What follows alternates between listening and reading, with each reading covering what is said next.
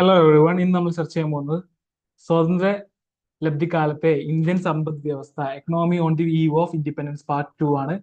ജ- ജനസംഖ്യാസ്ഥിതി, demographic condition.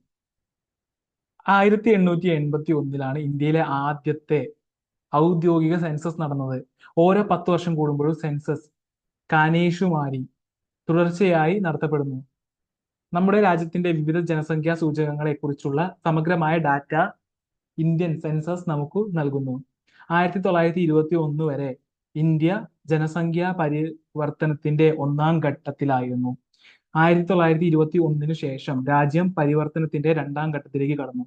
1921 മഹത്തായ വിഭജന വർഷം, ഇയർ ഓഫ് ഗ്രേറ്റ് ഡിവൈഡ് എന്നാണ് വിശേഷിപ്പിക്കുന്നത്.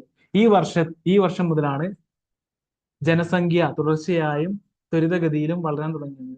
ഒരു രാജ്യത്തിന്റെ സാമ്പത്തിക വികസനവും ജനസംഖ്യാ വളർച്ചയും തമ്മിലുള്ള ബന്ധം വിശദീകരിക്കുന്ന സിദ്ധാന്തമാണ് ജനസംഖ്യാ പരിവർത്തന സിദ്ധാന്തം. ഒന്നാം ഘട്ടം. ഒന്നാം ഘട്ടത്തിൽ ജനന നിരക്കും മരണനിരക്കും വളരെ ഉയർന്നിരിക്കും. ഒന്നാം ഘട്ടത്തിൽ ജനന നിരക്കും മരണനിരക്കും വളരെ ഉയർന്നിരിക്കും. അതിനാൽ ജനസംഖ്യാ വർധനവ് മന്ദഗതിയിലായിരിക്കും. രണ്ടാം ഘട്ടം. ഈ ഘട്ടത്തിൽ ജനന നിരക്ക് ഉയർന്നതും മരണനിരക്ക് കുറവുമാണ്. അതിനാൽ ജനസംഖ്യയുടെ വളർച്ചാ നിരക്ക് ഉയർന്നതായിരിക്കും. ഈ ഘട്ടത്തിൽ ജനസംഖ്യാ വിസ്ഫോടനം അനുഭവപ്പെടുന്നു. ബ്രിട്ടീഷ് കാലഘട്ടത്തിലെ ജനസംഖ്യാപരവും സാമൂഹ്യ സാമ്പത്തിക വികസനപരവുമായ സൂചകങ്ങളുടെ ഒരു സംഗ്രഹം. 1. സാക്ഷരതാ നിലവാരം വളരെ കുറവായിരുന്നു. മൊത്തം സാക്ഷരതാ നിലവാരം 16% താഴെയായിരുന്നു. 2. സ്ത്രീ സാക്ഷരതാ നിലവാരവും വളരെ കുറവായിരുന്നു. അത് വെറും 7% മാത്രമായിരുന്നു. 3. ജനാരോഗ്യ പരിപാലന രംഗത്തെ സൗകര്യങ്ങൾ ഒന്നുകിൽ ലഭ്യമല്ലായിരുന്നു അല്ലെങ്കിൽ അപര്യാപ്തമായിരുന്നു. 4. മരണനിരക്ക് വളരെ കൂടുതലായിരുന്നു. 5. ശിശു മരണ നിരക്കും വളരെ കൂടുതലായിരുന്നു, 1218 എന്ന നിലയിൽ. 6. ആയുർദൈർഘ്യം 44 വയസ്സിൽ താഴെയായിരുന്നു. ഇപ്പോൾ 69 വയസ്സാണ് ആയുർദൈർഘ്യം. ഓക്കെ. കൊളോണിയൽ കാലഘട്ടത്തിൽ വ്യാപകമായ ദാരിദ്ര്യം നിലനിന്നിരുന്നു. ബ്രിട്ടീഷ് ഭരണകാലത്തെ ഇന്ത്യയുടെ ജനസംഖ്യാപരമായ അവസ്ഥകൾ രാജ്യത്തിന്റെ സാമൂഹികവും സാമ്പത്തികവുമായ പിന്നോക്കാവസ്ഥയെ പ്രതിഫലിപ്പിക്കുന്നു. തൊഴിൽ ഘടന, ഒക്യുപേഷണൽ സ്ട്രക്ചർ. വിവിധ തൊഴിൽ മേഖലകളിൽ ജോലിയെടുക്കുന്നവരുടെ എണ്ണത്തെയാണ് തൊഴിൽ ഘടന എന്ന് പറയുന്നത്. തൊഴിൽ മേഖലകളെ പൊതുവായി മൂന്നായി തിരിക്കാം: പ്രാഥമികം കാർഷികം, ദ്വിതീയം വ്യവസായികം, തൃതീയം സേവനം. ഇന്ത്യയിലെ തൊഴിൽ ഘടന. തൊഴിൽ ശക്തിയുടെ ശതമാനം മേഖല ബ്രിട്ടീഷ് വാഴ്ചക്കാലത്ത് 1990-91, 2012-13. കാർഷികം ബ്രിട്ടീഷ് വാഴ്ചക്കാലത്ത് 7075 90-91 കാലഘട്ടത്തിൽ 62, 2012-13 49. നിർമ്മാണം ബ്രിട്ടീഷ് വാഴ്ചകാലത്ത് 10, 90-91 11, 2012-13 20.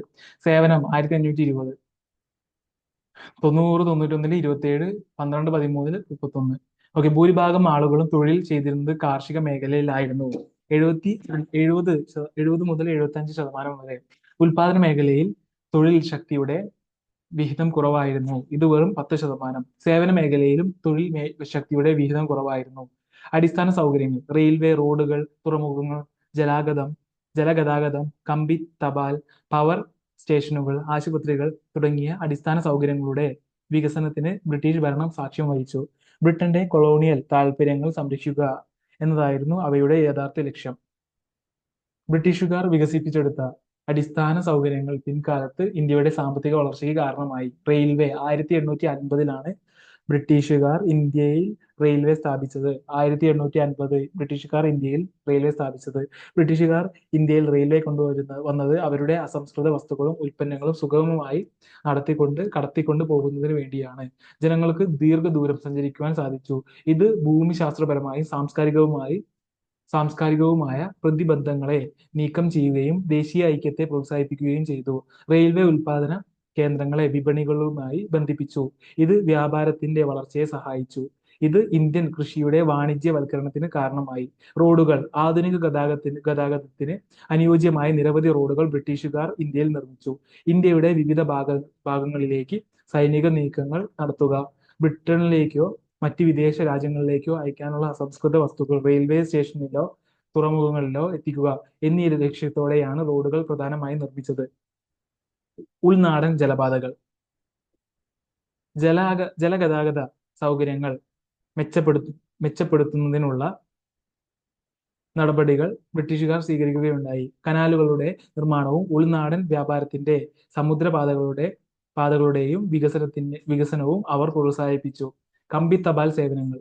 ബ്രിട്ടീഷുകാർ ഒരു ആധുനിക ആശയവിനിമയ സംവിധാനം ഇന്ത്യയിൽ അവതരിപ്പിച്ചു. ചെലവേറിയ ഇലക്ട്രിക് ടെലിഗ്രാഫ് സംവിധാനം രാജ്യത്തിന്റെ ക്രമസമാധാന പാലനത്തിൽ വലിയ പങ്കാണ് വഹിച്ചത്. ഉപസംഹാരം. സമ്പദ് വ്യവസ്ഥയുടെ ഓരോ മേഖലയും തകർച്ചയുടെ വക്കിലായിരുന്നു. കാർഷിക മേഖല തീർത്തും ഉൽപാദനക്ഷമത കുറഞ്ഞ അവസ്ഥയിലായിരുന്നു. വ്യവസായ മേഖലയും തകർന്നടിഞ്ഞിരുന്നു. ബ്രിട്ടീഷുകാർ ഇവിടെ